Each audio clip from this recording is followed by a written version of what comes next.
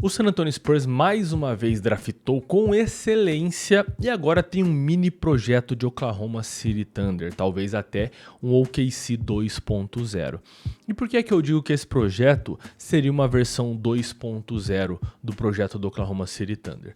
Única e exclusivamente porque quando você olha para o melhor jogador dos dois times, você tem de um lado Shai Gilgeous-Alexander, do outro lado Victor Wembanyama.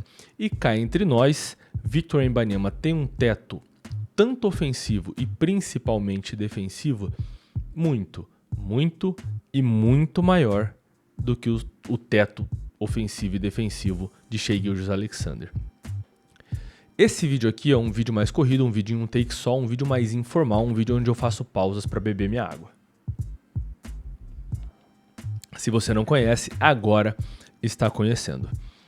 Para além da diferença de teto, de potencial entre esses dois jogadores, e falar que o potencial do Wemby é maior que o do Shai, com o Shai tendo acabado de ser cestinha MVP, campeão e Finals MVP de uma temporada, não é nenhum exagero, apesar de parecer.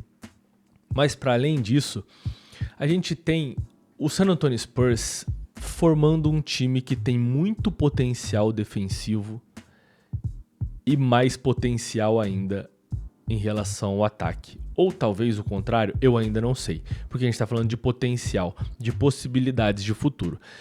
Com a segunda escolha desse draft, o San Antonio Spurs draftou Dylan Harper. Dylan Harper me traz a impressão, me traz a vibe de um jovem Cade Cunningham, um jogador forte, capaz de criar jogadas, mas que ainda vai evoluir em relação a isso, e capaz de pontuar. Um jogador que vai explorar armadores menores e mais fracos, principalmente perto do aro. Enquanto Carter Bryant, eu sempre enrolo para falar o nome desse garoto, porque ele é a mistura de Vince Carter com Kobe Bryant. E eu fico, é Vince Bryant? É Carter, enfim, é Carter Kobe.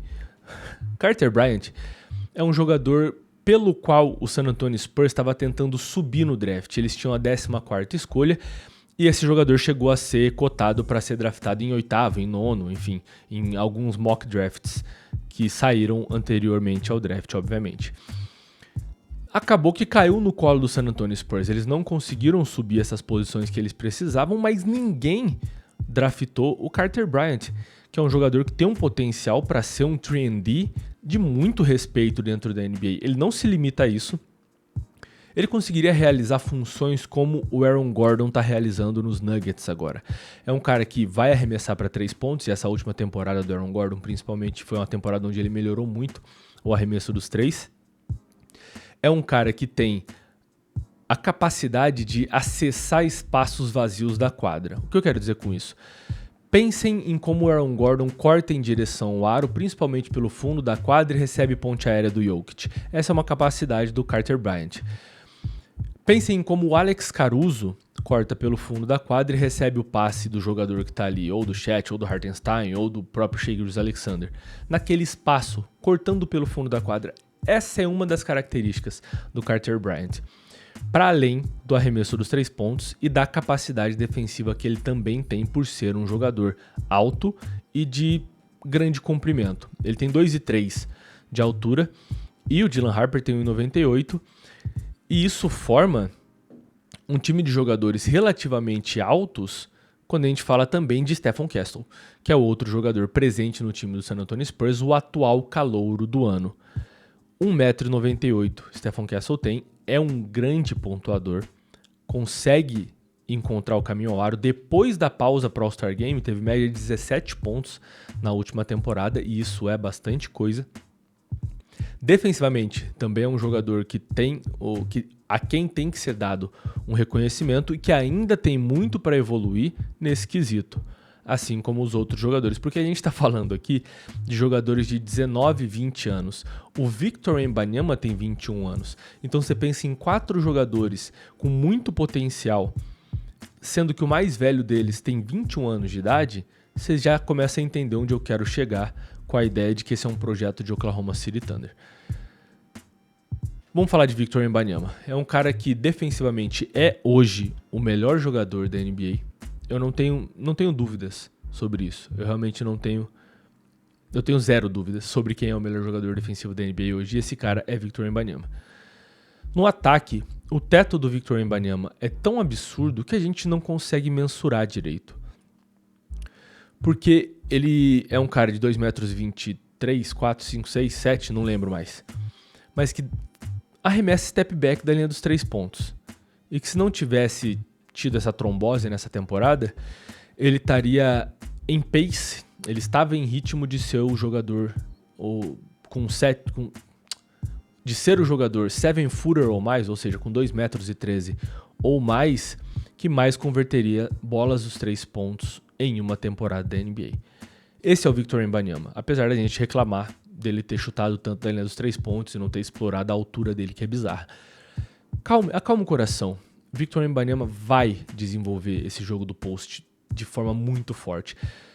E principalmente jogando no pick and roll, ele com o Dylan Harper mais pra frente, ele agora com um jogador que eu nem citei ainda nesse vídeo, que é De'Aaron Fox. Então o Victor Wembanyama vai posterizar as pessoas. Fiquem tranquilos, ele fez isso na última temporada, ele vai fazer isso durante a carreira dele inteira na NBA. Vai explorar mais a distância, aliás, a pouca distância em relação ao aro. Fiquem tranquilos que ele não vai virar um cara que só arremessa a linha dos 3 pontos. De'Aaron Fox, não tinha nem citado o nome dele ainda, mas ele pode ser, quando esses jogadores estiverem maduros, quando Dylan Harper, Stephen Castle, o Carter Bryant, o Victor Wembanyama estiverem com 22, 23 e 25 anos, respectivamente, talvez respectivamente, ele pode ser o veterano desse time.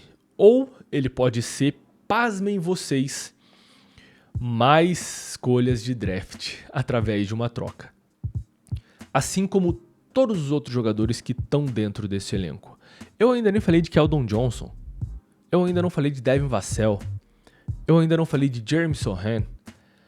Jogadores que podem evoluir dos dois lados da quadra ainda. Isso me assusta muito. Então imaginem vocês esse time desenvolvendo uma defesa com jogadores altos, que tem bastante comprimento e envergadura, que conseguem se deslocar lateralmente, que são fortes. E essa defesa vai estar ancorada em Victor Wembanyama. Imaginem vocês se o Victor Wembanyama hoje tivesse no Oklahoma City Thunder. Observa só pelo lado defensivo da coisa. Isso não é um absurdo? Pois bem, essa é a potencialidade desse time do San Antonio Spurs, do lado defensivo da quadra. E em relação ao ataque, eu já falei. A gente tem um cara que já pontua, que é o Stephen Castle, calor do ano. A gente tem um protótipozinho ali de Cade Cunningham, que é o jogador com quem eu mais consigo aproximar o Dylan Harper hoje. A gente tem um 3&D, um cara que vai ser o espaçador, que vai trazer coerência e coesão para esse ataque. E a gente tem Victor Wembanyama. Você não tá assustado com isso? Eu tô assustado com isso. Eu tô assustado com as possibilidades do San Antonio Spurs. Ah, Massali, mas são só possibilidades. Assim como o Oklahoma City Thunder era 4 temporadas atrás.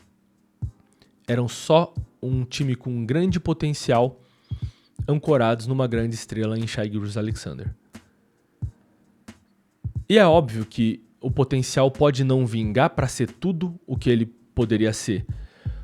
Mas assim como o Oklahoma City Thunder soube draftar, soube construir, soube desenvolver, o San Antonio Spurs sabe.